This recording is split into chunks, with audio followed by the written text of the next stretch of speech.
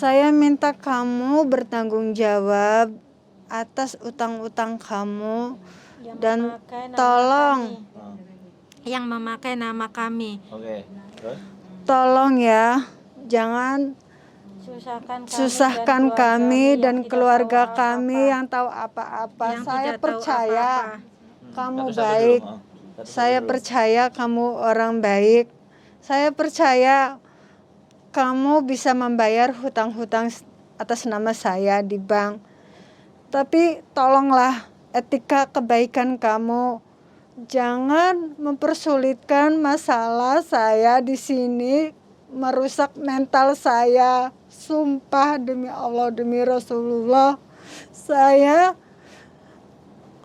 kalau enggak karena orang tua saya, mungkin saya sudah bunuh diri. Karena sudah didatangin ke sana ke sini, masalah saya bertubi-tubi karena kamu.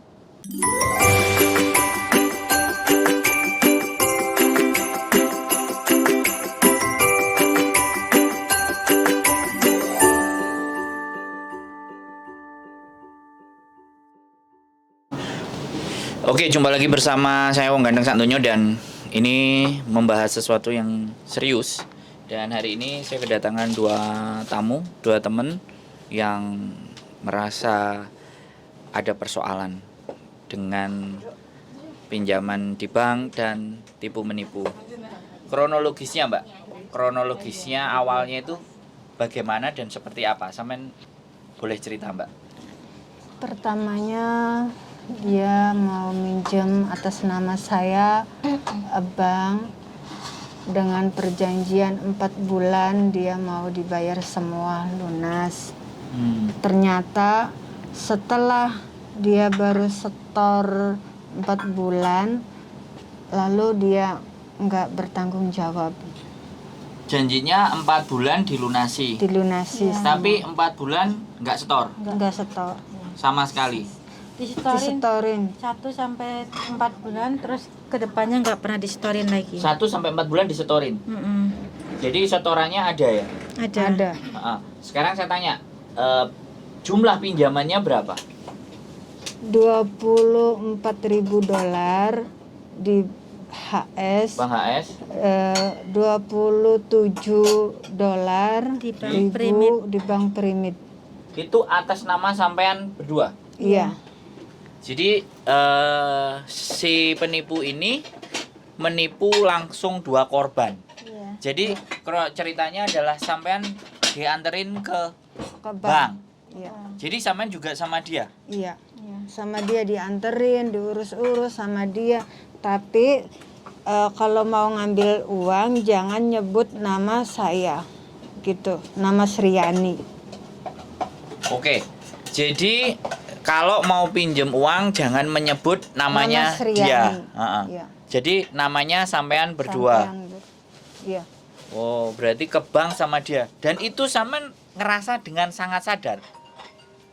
Saya sadar bahwa minjem cuma sebentar, ngutang, perjanjian 4 bulan saya disetorin lunas. Terus saya oke lah kalau mau 4 bulan. Tapi kamu janji ya, janji demi Allah, demi Rasulullah. Dia mau bersumpah, dia mau apa saja, mau saya 4 bulan minjem, nanti dilunasin semua.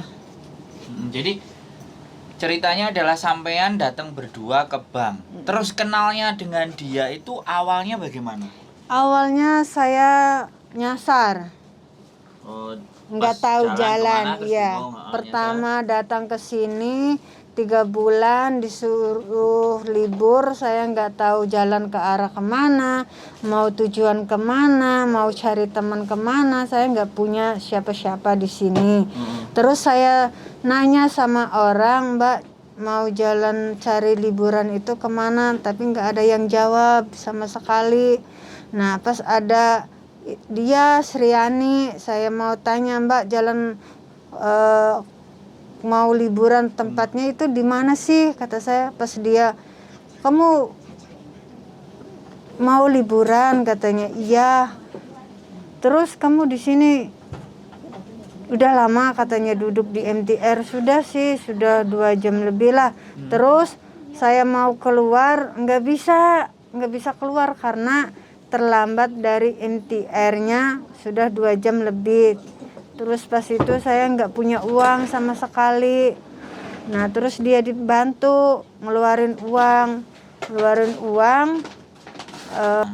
Diangkat dikit. Nah. Ngeluarin uang buat bayar di MTR, itu didenda ya $100 lah. Nah terus dia beri makan sama saya, terus dia minta nomornya sama saya. Terus baru di situ terjalin hubungan, saling komunikasi. Gimana kabarnya, saya baik. Terus dia ngasih prihatin sama saya kalau ada masalah, kalau ini kalau itu, ada masalah apa aja dia membantu. Terus kalau ada apa-apa, katanya nggak usah sungkan-sungkan, katanya kesini aja ke kos-kosan saya, katanya gitu. Saya 24 jam ada kok, katanya, banyak anak-anak, katanya di rumah, katanya gitu. Nah terus saling komunikasi, saling datang, saling memberi kabar. Terus saya percayalah sama dia. Pokoknya udah percaya aja. Iya, sudah percaya. Terus terjadi itu ya.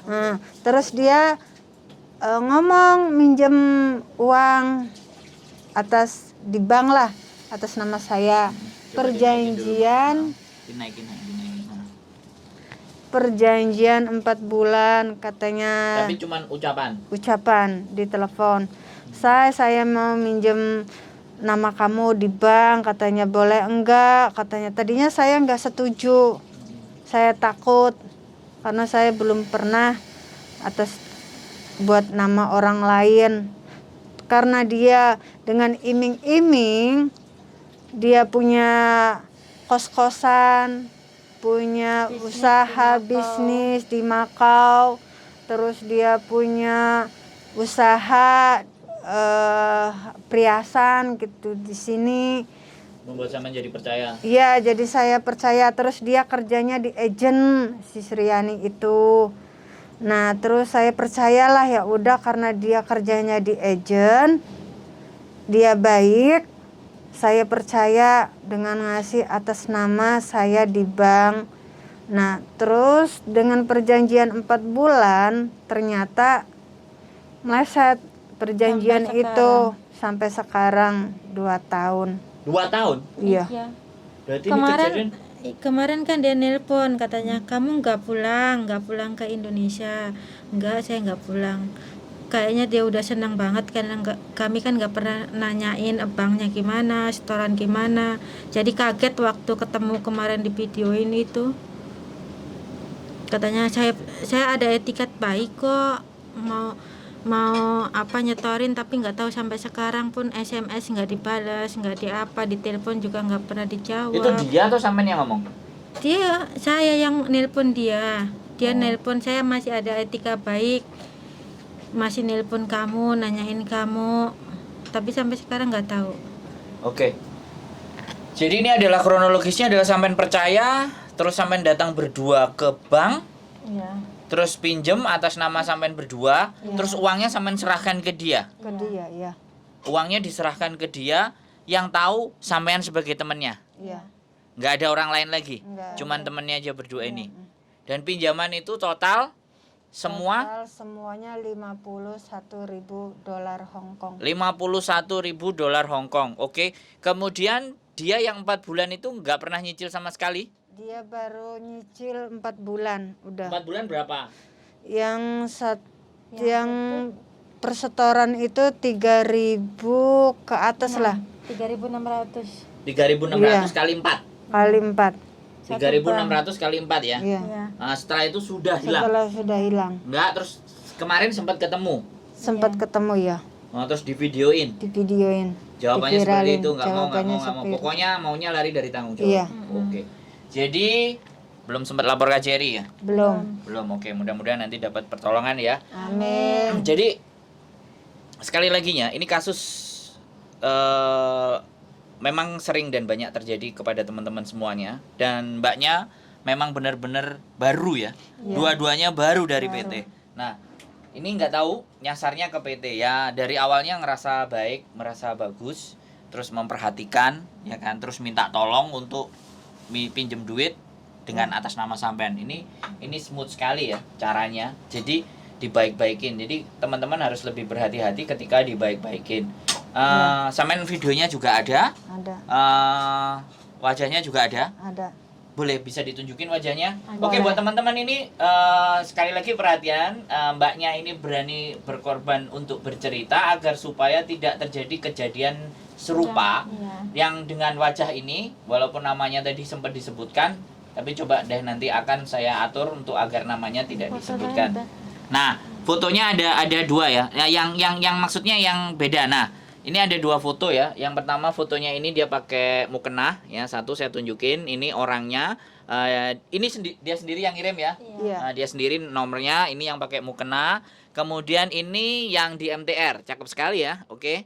Jadi ini orangnya. Jadi teman-teman kalau ketemu dengan orang ini lebih baik hati-hati dan waspada karena mbak berdua ini sudah terkena jadi korbannya. Iya. Ada satu lagi nggak tadi? Tadi ada satu lagi pada saat video. Jadi nanti saya juga akan putarkan videonya pada saat mbaknya ketemu di jalan dan mau nagih. Jadi ini videonya, tapi saya coba screenshot aja, screenshot. Nah, di screenshotnya ada seperti ini. Ini pada saat video di mana mbaknya sang korban ini ketemu dengan mbaknya yang menipu. Kemudian tervideo, terdokumentasikan, dan mbaknya main lari aja kabur, ndak mau tanggung jawab. Oke, jadi sekali lagi tujuan saya bikin konten seperti ini adalah yang pertama adalah supaya teman-teman lebih hati-hati dan waspada. Walaupun kejadian ini sejak zaman bahala, sejak zaman saya belum ada di Hong Kong sudah ada, tapi saya cuman berpesan kepada teman-teman yang ketemu dengan mbak yang ada di gambar tadi. Terus yang kedua, kita juga barangkali di luar sana ada yang pernah merasa jadi korban, silahkan boleh kontak di nomor handphone saya. Dan supaya apa yang bisa kita lakukan, karena kita harus mengumpulkan banyak bukti ya, kita harus mengumpulkan banyak saksi. Dengan kalau satu orang ternyata korbannya ada 2, 3, 4, 5 itu sudah cukup. Kita bisa membuktikan apa yang mbaknya tadi lakukan, menipunya. Tapi kalau cuma 2 atau 3 kita nggak cukup. Makanya kita mencoba menyampaikan dan memberikan informasi kepada teman-teman supaya lebih berhati-hati. Oke, karena ini ada di konten saya, kira-kira nih nanti kalau seandainya atau suatu saat dia itu nonton konten saya ini, apa yang ingin sampean ucapkan? Coba. Saya mau sampaikan buat yang namanya Sriani, panggilannya Anik. Saya minta kamu bertanggung jawab atas utang-utang kamu dan tolong yang memakai nama kami. Oke. Terus? Tolong ya, jangan susahkan kami dan keluarga kami yang tahu apa-apa. Saya percaya kamu baik. Saya percaya kamu orang baik. Saya percaya kamu bisa membayar hutang-hutang atas nama saya di bank. Tapi tolonglah etika kebaikan kamu. Jangan mempersulitkan masalah saya di sini, merusak mental saya. Sumpah demi Allah, demi Rasulullah. Saya kalau enggak karena orang tua saya, mungkin saya sudah bunuh diri karena sudah didatangin ke sana ke sini, masalah saya bertubi-tubi karena kamu. Tolonglah etika kebaikan kamu, Sriani, bertanggung jawab, bayarin utang-utangmu di atas nama saya. Kita berdua. Iya. Ya. Terima kasih. Oke, Samen ada lagi? mungkin ada kata-kata. Iya, buat saya juga nggak tahu mau ngomong apa lagi. Ya. Oke Mbak ya, sekali lagi kalau sampai nonton konten ini ya, sekali lagi kita cuman bisa mendoakan agar sampean dapat hidayah untuk bisa menyelesaikan apa yang menjadi tanggung jawab sampean, karena dimanapun ketika ada hutang ya sebagai manusia kita wajib untuk menagihnya. Tapi kalau sudah ternyata sebagai manusia kita menagih sampean lari dari apa yang sudah sampean lakukan, ya sekali lagi kita hanya bisa mendoakan semoga sampean dapat hidayah dan selalu sehat. Itu saja ya Mbak ya. Artinya oke, mudah-mudahan ada hal-hal nanti yang bisa kita lakukan atau sesuatu yang bisa membantu teman-teman agar supaya terhindar dari orang tersebut dan lebih berhati-hati dan waspada. Mungkin konten ini seharusnya bukan menjadi hal yang cemean atau kalian mau bully atau apapun, saya nggak akan peduli.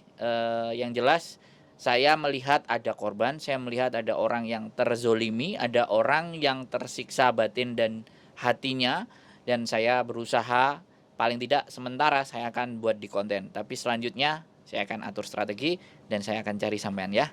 Itu aja dari saya. Terima kasih, sehat selalu. Mohon dukungan buat teman-teman semuanya. Mungkin ada korban-korban berikutnya, silahkan hubungi saya.